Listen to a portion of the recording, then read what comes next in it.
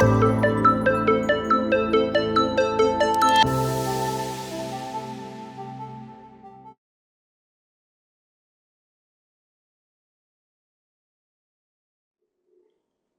I'm Dr. Matthew Davids from the CLL Center here at Dana-Farber Cancer Institute in Boston.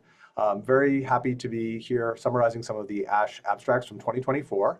And I'm joined today by my colleague from Dana-Farber, Dr. Inhye Ahn, who I invite to introduce herself.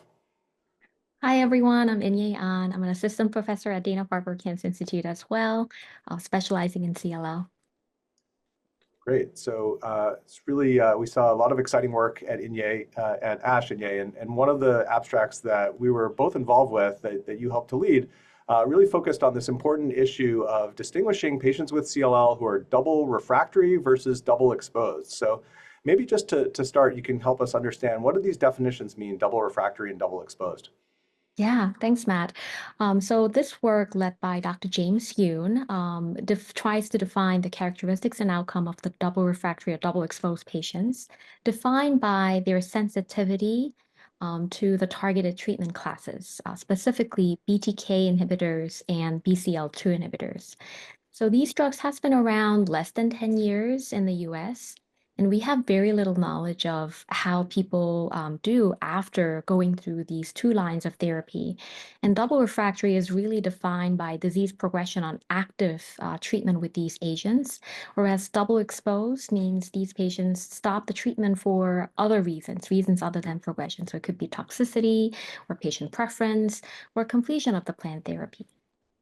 Got it. Okay, that's really helpful. So, like, if patients had a side effect from a drug, they wouldn't necessarily be considered refractory. They'd be more exposed to that drug, right? That's right.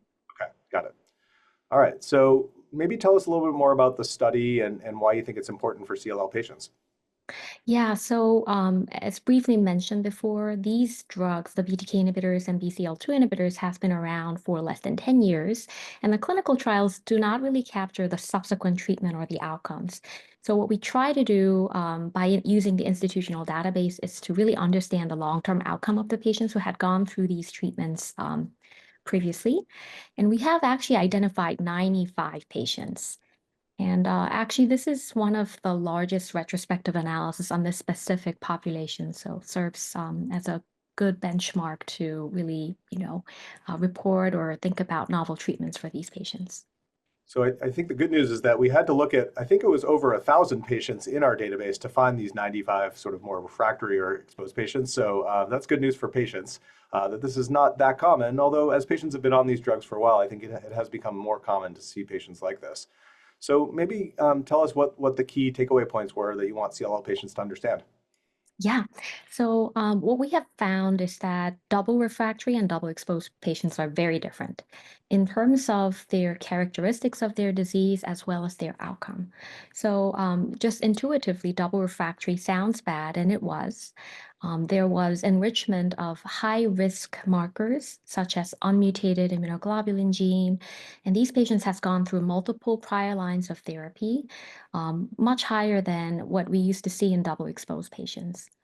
And then when we looked at the outcome after double refractory disease developed, the median survival was approximately 2 years, whereas the double exposed patient had a really excellent outcome, and their treatment response to subsequent therapy were really good.